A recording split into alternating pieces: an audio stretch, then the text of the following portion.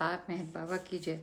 Daily reading of Lord Meher, the biography of the Avatar of the Age Meher Baba, Volume 1, and we'll start from 160 page.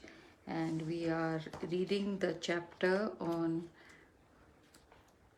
Meherban's realization. So we've been reading about how Baba got realization.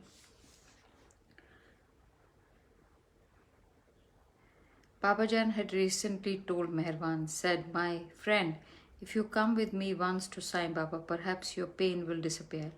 I have heard that he has cured every type of application.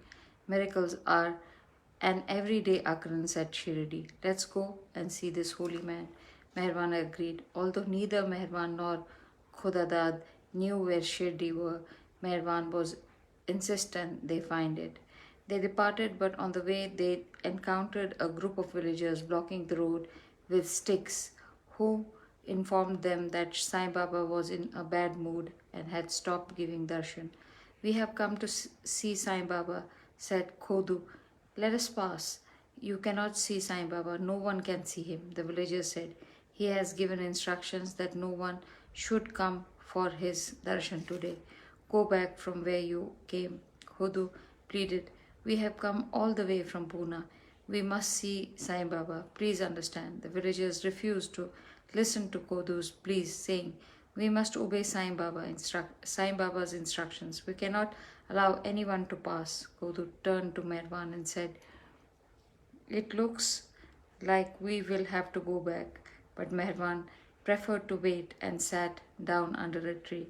"You can go back if you like," he said, "but I have come to see the Sai, and I will." They spent the night under the tree in spite of warnings of the villagers. It was winter time, and Kodu shivered in the bitter cold. The next morning they awakened and had hot tea at a nearby vendor, but there was no word from Sai Baba, and the villagers still refused to let them pass. In the afternoon, word came, "Sai Baba is calling you too," said the villagers. "Go to his mosque. He is still in a bad mood. Be careful," they warned. Sai Baba was then 77 years old, white-bearded, with a head of snow-white hair, dressed in a white kafani gown. He was seated in his mosque, the Mother of Mercy, and pointed to Kodu, said, "I want to see that fellow only." Kodu nervously walked up and bowed at Sai Baba's feet, and when he did, the old fakir slapped him on the back so hard that it knocked the breath out of him. Kodu was startled, and then Sai Baba inquired, "Who's your friend? What does he want?" "His name is Meherban Shiriar Irani. He is very devotional and eagerly desires your darshan. Holy One, Babajan in Pune has told us about you, Sai." "No, I won't see him. I won't allow him to see me," Sai said. "I won't let him come." On page number 61, there's a map of key places in India connected with Meherban's early life and travels during 1910 and 1920s, and his personal contacts with his 5 spiritual masters, Babajan in Pune, Narayan Maharaj in Kadegaon, Tajuddin Baba in Nagpur, Sai Baba in Shirdi, and Upasni Maharaj in Sakori. Looking at Kodu, he continued, "Give me all your money." Kodu did. Then Sai Baba told him to leave. Kodu left and reported to Meherban, who shook his head and said, "Let us just wait. I must see him and I will." Later, Sai Baba was on his way in Lendi in a field with a large procession following, a band playing and the atmosphere joyful, though at that same time solemn with reverence, contrary to what Khodu had said. Sai Baba now appeared to be in a very good mood. As Sai Baba was about to pass him, Meherban stretched himself full length on the ground in front of his feet, seeing him in the Sashtang Namaskar, bowing at full length to our master's feet in a deep voice as if arising from the depths of the ocean. Sai Baba uttered one majestic word, "Parvardigar, God, the Almighty Sustainer." Sai Baba's eyes were lustrous and he conveyed his this holy word. The old fakir's radiant gaze sent a message to Meherwan, but to the ignorant his word was inexplicable, for at the instant when Sai Baba had spoken, Meherwan had become all powerful. Sai Baba had given him infinite power. When Kodu and Meherwan had arrived in Shirdi, the air was still. There was no movement in the trees. The sky was grey and the atmosphere was solemn. But when Sai Baba walked past Meherwan and proclaimed Parvatigar, a warm breeze arose and sunlight broke through clouds. The branches of trees began swaying as if dancing in the presence of Almighty God and His reflection. Everything in nature and in the universe was in a sudden harmony, as if declaring Meherwan is God. Those who surrounded Sai Baba were astonished at the sudden change in his mood. When the lengthy procession had started, he had been serious. Now he was luminous, beaming as if the sun had descended and taken form, smiling before him. No one except Sai Baba knew the reason why the message he delivered with his eyes, Meherwan alone could read. After Meherwan had risen, Sai Baba paid obeisance to him. No one could explain why he was not bowing his head to this young man. With a cry, he again uttered Parvatigar and walked off, beckoning Meherwan to walk on down the road. As Meherwan and Koru slowly walked away, Sai Baba, with a loud cry, again clearly repeated Parvatigar. At the music Parvatigar, Parvatigar, Parvatigar, age bowed to Meherwan, the ancient one. But this age is even powerless to sing the praises of Almighty God unless God Himself enables humanity to do so. Kodu followed behind Meherwan as if he led the way to an old Hindu temple 200 yards away. It was the Kandoba temple where Upasni Maharaj lived. Upasni was seated on his steps, naked and virtually as thin as a skeleton. As Meherwan approached the Sadguru, Upasni picked up a stone, then stood up and threw it with all his strength at Meherwan, striking him on the forehead exactly on the spot where Babajan had kissed him. Upasni Maharaj throwing of that stone was of a holy force. Again, age was to know of its impact because it drew Meherwan's blood, the first blood the ancient one, shed for the world. The impact left a permanent scar on Meherwan's forehead. That scar remained to remind age of when Meherwan first regained consciousness of our world. With the impact of the stone, Meherwan's eyes started seeing the gross world again after nearly 2 years.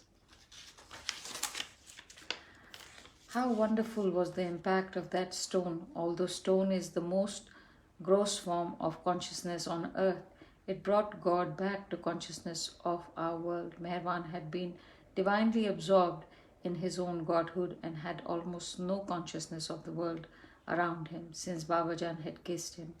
With this stone thrown by Upasni Maharaj, Meherwan's worldly consciousness was to increase daily and eventually completely return, though it was to take nearly 7 years for him to completely come back down to gross human consciousness. After being struck by the stone, Meherwan, instead of running away in fright, walked closer to Upasni Maharaj, and they embraced. With tears in their eyes, Upasni kissed the bleeding wound of Meherwan's forehead. He took Meherwan alone inside his temple, inhabited by snakes and scorpions, which Kodu stood some distance away. Startled by what he had witnessed, Kodu could not understand why this was happening. He had been bewildered by Sai Baba's cries and how his naked yogi had hit Meherwan with a stone. Kodu could not do nothing, but Kodu could do nothing but wait, because Meherwan and Upasni were inside that strange temple together, and he dared not to go near it or interrupt them. Kodu was practically concerned about what Shirin would say if something happened to Meherwan. He was worried that she was going to blame him for taking Meherwan to visit that holy man Sai. Now Meherwan was wounded and bleeding, and if he was seriously hurt, Kudu knew he would have to face Shirin's temper.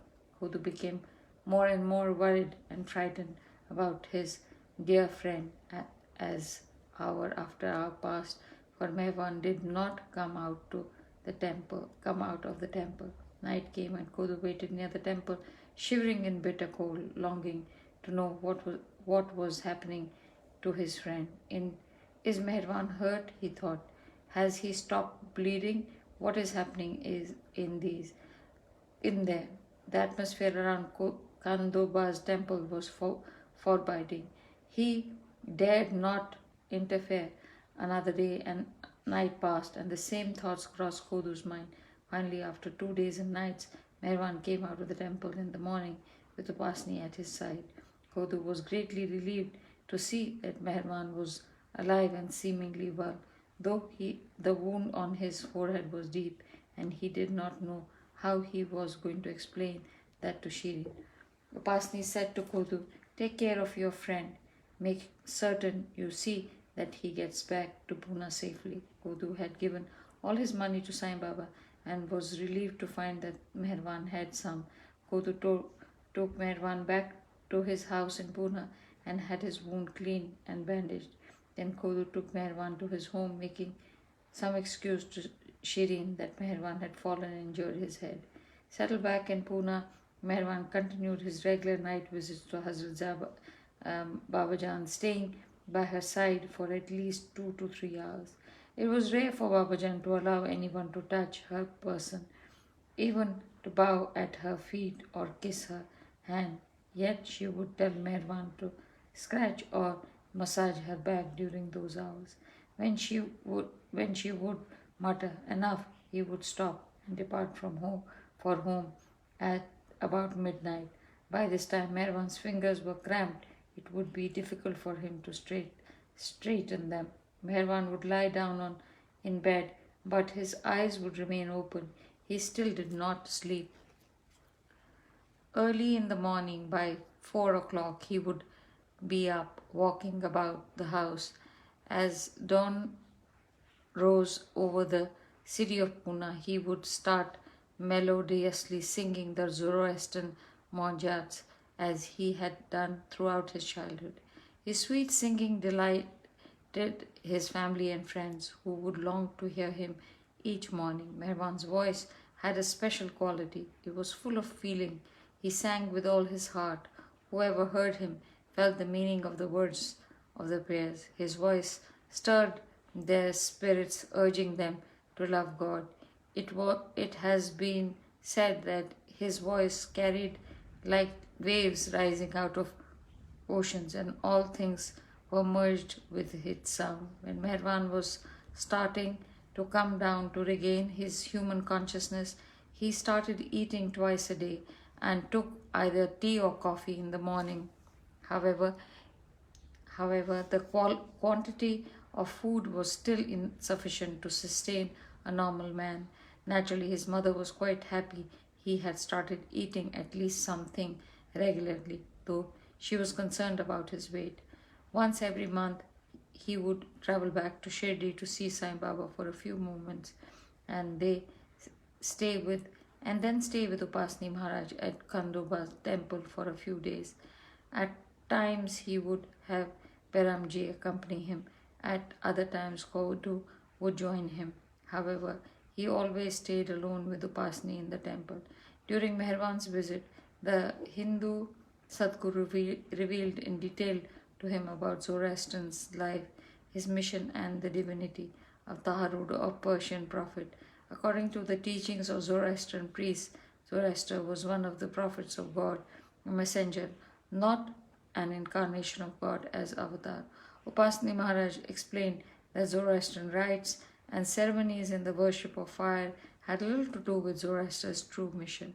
From the Gnosis, esoteric knowledge passed down by Upasni Meherwan now accepted Zoroastrian to be an avataric incarnation of God himself in human form. Naturally, when Meherwan tried, tried to convey these spiritual truths to his Parsi and Irani friends, relatives, and neighbors, they were taken aback and disturbed by these esoteric conceptions of the founder of their religion. The local Zoroastrian priests were particularly disturbed by Meherwan's declarations.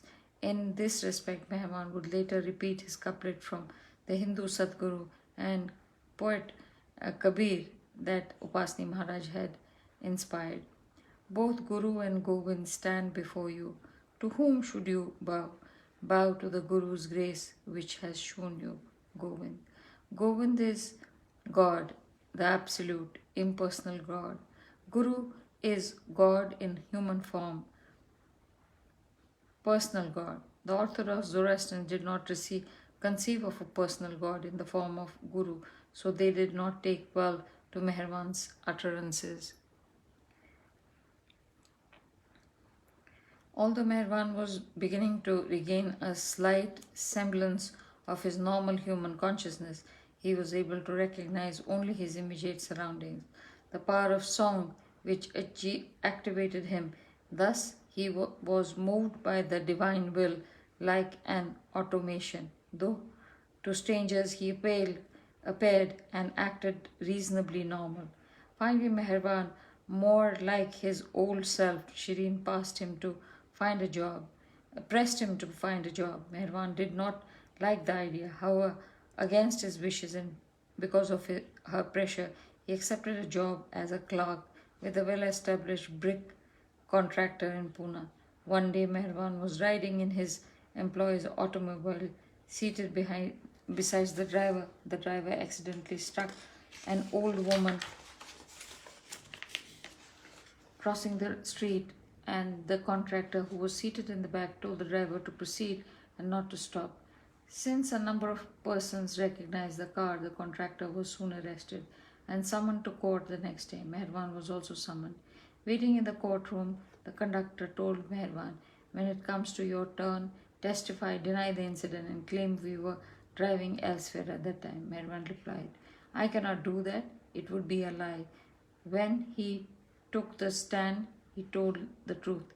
The contractor was worried, but the judge ruled that it had not been solely the driver's fault, yet fined the contractor a sum of 200 rupees for not reporting the incident. After a few days, Meherwan was told by the owner to write false invoices, which he refused to do. He became upset, tore up the papers, and informed the man, "You are crooked, and I will not work for you any more." He quit after working there only a short time. Again, Shireen pressed Meherwan to find another job, and he was accepted as a school teacher at Nagloi village in Gujarat. He was hired to teach two subjects, English and Persian. His salary was 200 rupees per month, and he could send half of its money to his mother. But this teaching job lasted for only a few months, and Meherwan either quit or was fired. Upon Meherwan's return to Pune, Shireen again tried to find some steady employment for him. She was of the opinion that the sooner Meherwan became involved with a steady job, the better it would be, and sooner he would be cured of his mental distress. Hence, his mother would not leave him alone or give him a moment's relief after getting a job. About getting a job, this went on every day, and her pestering was a constant irritation to Meherwan. When Meherwan could go to visit Upasni Maharaj, he would not tell his mother, or there would be a quarrel. He would confide in his aunt Pila Masi, who loved him immensely, and of those whose house he had spent most of his childhood. It was also here where he had and his friends had rehearsed their plays.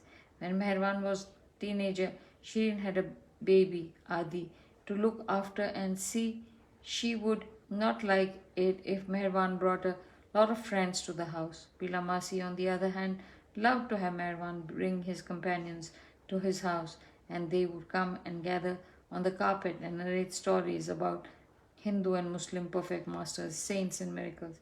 Pila Masi and Rustam Masaji had a large compound around their house where Merwan and his friends often played cricket. If Merwan would not come to her house for even one day, Pila Masi would become worried. Therefore, whenever Merwan would leave Pune for Shirdi, he would tell his aunt where he was going, telling her not to worry and adding that he would see her as soon as he returned. Consequently, only Pilamasi would know of Meherban's whereabouts where he was when he was not in Pune. When he could return from Shirdi, he would bring prasad for her from Upasni Maharaj. One time, Meherban told his mother he was going to Bombay to visit Shamshed. However, he took a bus to Shirdi instead and stayed with Upasni Maharaj. Shirin became suspicious and pestered her sister to tell her when Meherban had really gone. But Pilamasi feigned ignorance. Meherban's younger brother Joel acted as a spy for their mother. When Meherban and Jal were young boys, Jal would report in detail to Shirin where he on went on at Pilamasi's house. Page number 165. We will stop here with Baba's grace.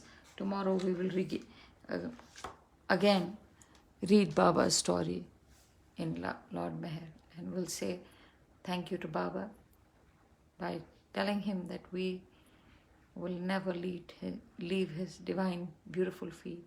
Baba मैं चरणन छोड़ न जाऊं, दाता मैं चरणन छोड़ न जाऊं, जहाँ में तुमको सुख लागत है, जहाँ में तुमको सुख लागत है, वह बिन कछु नहीं चाहूं, बाबा मैं चरणन छोड़ न जाऊं, तुम जैसी राखो वैसे रहूं मैं, तुम जैसी राखो वैसे रहूं मैं, तुम बिन और न चाहूं कछु मैं, बाबा बाबा जपूं निरंतर, में हर जपूं निरंतर, तुम पर वारी वारी जाऊं, बाबा मैं चरणन छोड़ न जाऊं, दाता मैं चरणन छोड़ न जाऊं. Good night, dear Baba. Good night, all Baba lovers. अवतार मेहर बाबा की जय, अवतार मेहर बाबा की जय, अवतार मेहर बाबा.